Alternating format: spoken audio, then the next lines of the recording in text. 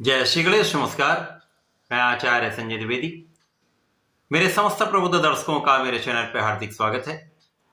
प्रिय दर्शकों, आज मैं धनु राशि का अप्रैल 2025 का मासिक राशिफल लेकर आपके सम्मुख उपस्थित हूं। अप्रैल माह में जो ग्रहों की स्थितियां हैं तथा जो ग्रहों के परिवर्तन हैं वो इस माह में आपको कितना लाभ देने जा रहे हैं, इस माह में आपके कार्यक्षेत्र में कितनी प्रगति होगी, स्वास्थ्य की क्या स्थिति होगी, धन का कितना लाभ आप लेंगे, भाग्य का कितना साथ मिलेगा, ज्ञान शिक्षा संतान का पक्ष कितना बलवान रहेगा, यदि कहीं पर कोई समस्या है तो उसका क्या निराकरण है, संपूर्ण विश्लेषण मैं पूर्ण तरीके के साथ करने जा रहा हूं।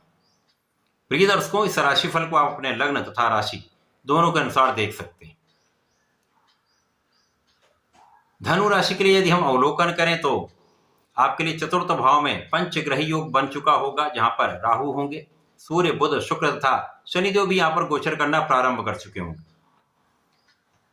अब शनिदेव का आगमन आपके चतुर्थ भाव में जब हो जाएगा तो यहां पर आपकी शनि की ढैया प्रारंभ होगी। आपके षष्ठम भाव में गुरुदेव बृहस्पति का गोचर चल रहा होगा, जहां पर प्रारंभिक समय में चंद्रमा भी होंगे। सप्तम भाव में मंगल का गोचर चल रहा है, जो मार्गी हो चुके हैं। आपके दसम भाव में केतु का गोचर चल रहा हो। इस माह का पहला परिवर्तन मंगल का है, जब मंगल सप्तम भाव से निकलकर अपनी नीच राशि अष्टम भाव में प्रवेश करेंगे। 13 अप्रैल को सूर्यदेव का राशि परिवर्तन होगा। सूर्यदेव पंचम भाव में जाएंगे, जहां पर ये उच्च राशि में होंगे, महाबलवान स्थिति बनेगी। इसी माह में 7 अप्रैल को बुध तथा 14 अप्रैल को शुक्राचार्य भी वक्री से मार्गी हो जाए। चतुर्थ भाव में पंचग्रही योग जो बना हुआ है, जब 14 मार्च को यहां पर सूर्य पहुंचे थे, उसके पहले से यहां पर बुध और शुक्र का गोचर चल रहा था, जिसके कारण जड़ दोष बना हुआ था। शुक्र दूषित पूर्ण रूप से हो रहे थे, सूर्य पर भी ग्रहण लगा हुआ था। यहां पर जैसे ही अप्रैल माह आएगा तो यहां पर जो हम स्थितियां देख रहे हैं उसमें राहु 2 डिग्री पर होंगे, सूर्यदेव 15 डिग्री पर पहुंच चुके होंगे, बुध शुक्र 4 और 6 डिग्री पर होंगे, शनिदेव 29 मार्च को आएंगे, अतः यहां पर ये 0 डिग्री पर होंगे, जिसके कारण यहां पर जो स्थिति बन रही है उसमें सूर्य अत्यधिक बलवान हो चुके होंगे। अप्रैल माह में प्रारंभ से इनकी स्थिति अत्यंत प्रबल होगी तथा ये ग्रहण के प्रभाव से निकल चुके होंगे तो अपना संपूर्ण फल दे पाएंगे। अब धनु राशि के लिए भाग्य के स्वामी एक सूर्यदेव हैं। अभी तक जो भाग्य बाधित चल रहा था तो भाग्य की बाधाएं दूर होंगी। जैसे जैसे ये माह आगे बढ़ेगा आपका भाग्य प्रबल होता जाएगा। तो भाग्य जब प्रबल होता तो आपके कार्यों में प्रगति भी होती है, आपका परिश्रम संपूर्ण रूप से लाभ भी देता है। जहां पर कार्य नहीं बन पा रहे थे वो कार्य बनने लगते हैं। इसी प्रकार से जब सूर्यदेव बलवान होते हैं तो बुध को भी बल देंगे। बुधादित्य योग यहां पर बन रहा है। यद्यपि राहु के सीधे प्रभाव में बुध हैं, परंतु सूर्य का बल यहाँ पर जड़ दोष को कम करने वाला होगा, तो बुध का भी लाभ आप ले पाएंगे, क्योंकि बुध 2 केंद्र के स्वामी है। इसी प्रकार से शुक्राचार्य जो आपके लाभ के स्वामी हैं तथा षष्टम के स्वामी, ये भी बाधित हो रहे हैं, परंतु यहाँ पर गुरु का प्रभाव आपके षष्टम भाव में है। गुरु और शुक्र का परिवर्तन राजयोग बना हुआ है तथा सूर्य का बल, मंगल का प्रभाव यहाँ पर आपको इन कष्टों से निकालने वाला होगा। इस माह के प्रारंभ से ही आपके अंदर ऊर्जा का श्रेष्ठ प्रवाह होगा। जब आपके अंदर सकारात्मक ऊर्जा होती तो आप अपना संपूर्ण प्रयास करते हैं, आपका आत्मबल श्रेष्ठ होता है, आपकी क्षमता में वृद्धि होती है, आप पूर्ण रूप से पूर्ण क्षमता से अपने कार्य को करते हैं, तो समस्याएं कम होती जाती हैं, निराकरण होता है तथा आप अपने क्षेत्र में आगे बढ़ते जाते हैं।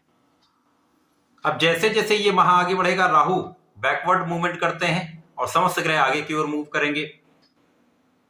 तो जब बुध मार्गी हो जाएंगे 7 अप्रैल को तो ये आगे बढ़ेंगे और राहु पीछे की ओर बढ़ रहा है, तो इनके बीच गैप बढ़ने लगेगा, अंशों का अंतर बढ़ जाएगा, तो बुध जड़ दोष से मुक्त होने लगेंगे। इसी प्रकार से 14 अप्रैल को शुक्राचार्य की भी साथ यही स्थिति बनेगी। 4 अप्रैल को जब मंगल अपनी नीच राशि में जाएंगे, अर्थात यहाँ पर अष्टम भाव में इनका प्रवेश होगा। अष्टम भाव जो त्रिक भाव है, डिप्रिसिएशन का भाव है, परंतु यहां पर मंगल नीच राशि में होते हुए भी नीच भंग में भी होंगे, विपरीत राजयोग में भी होंगे। मंगल जो कि गुरुदेव के मित्र हैं, तो धनु राशि के लिए बड़ा लाभ देने जा रहे हैं। यहाँ आपके धन के भाव को ये विशिष्ट कर देंगे। बड़े धन का लाभ यहाँ पर आपको प्राप्त होने जा रहा है। यहाँ पर किसी प्रकार का कोई संदेह नहीं। आपके कार्य क्षेत्र में प्रगति के अवसर आपको मिलेंगे। विदेश में जो लोग रहकर कार्य कर रहे हैं, व्यापार कर रहे हैं, नौकरी कर रहे हैं, उनके लिए बड़े अवसर हैं, बड़े लाभ यहाँ पर प्राप्त होंगे। जो लोग विदेश से संबंधित होकर कार्य करें, विदेश सेवाओं में हैं, उनके पद वृद्धि का, कार्य क्षेत्र में विस्तार का संपूर्ण योग बन रहा है। इसी प्रकार से मंगल का प्रभाव आपके लाभ को पहले से कई गुना बढ़ाने वाला है, आपके परिश्रम को कई गुना बढ़ाने वाला है, भाई बहनों का सहयोग दिलाने वाला है, अच्छे मित्रों का साथ दिलाने वाला है। यद्यपि यहां पर कुछ रोगों की संभावना भी होगी, रक्त से संबंधित कुछ विकार हो सकता है।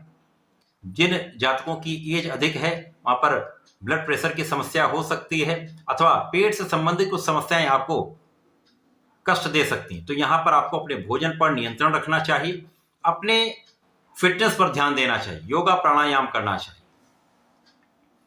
सूर्यदेव उच्चाभिलाषी होकर आगे बढ़ेंगे तो यहां पर पंचम भाव जो ज्ञान का भाव है, सूर्यदेव की उच्च राशि है, भाग्य के स्वामी है।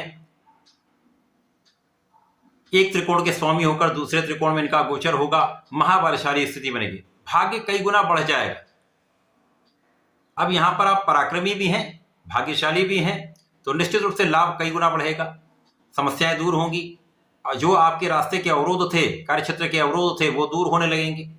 शत्रु पक्ष यहां पर पराजित होगा, आपका मनोबल श्रेष्ठ होगा, शिक्षा में संपूर्ण सफलता मिलेगी।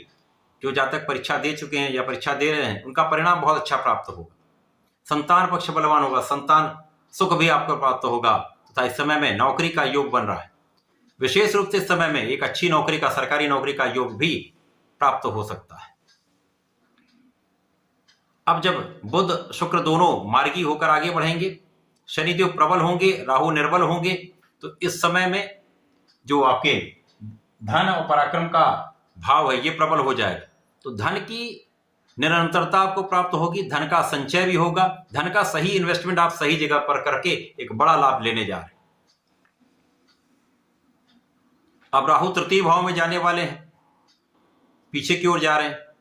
बाकी सब ग्रह आपके सुख भाव में गोचर कर रहे हैं, जिसके कारण इनका संपूर्ण प्रभाव आपके कार्य क्षेत्र को विस्तार देने वाला होगा, कार्य क्षेत्र को बढ़ाने वाला होगा।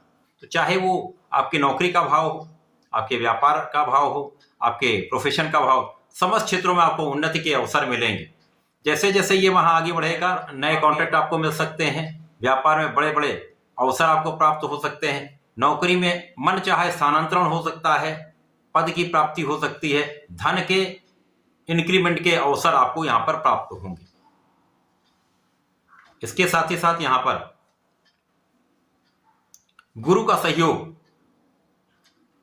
आपके रोगों से भी आपको बचाने वाला है, आपके शत्रुओं से भी आपको बचाने वाला है, तथा आपको सही दिशा में आगे बढ़ाने वाला है। जो भी कानूनी समस्याएं यदि कहीं पर हैं, उनमें आपका पक्ष बलवान रहेगा, अब संपूर्ण रूप से विजयी रहने वाले। विदेश में रहकर जो जातक कार्य कर रहे हैं, उनके लिए पद वृद्धि का अवसर मिलेगा, धन वृद्धि का अवसर मिलेगा, तथा आपके कार्य क्षेत्र का विस्तार निश्चित है।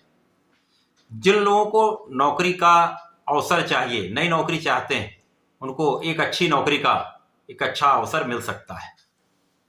तो ये वहां अत्यंत विशेष हो रहा है, धनुराशि के जातकों के लिए अत्यंत विशेष है। यहाँ पर आपके सुखों में भी वृद्धि का लाभ मिलेगा, भूमि भवन वाहन का आप सुख प्राप्त कर पाएंगे।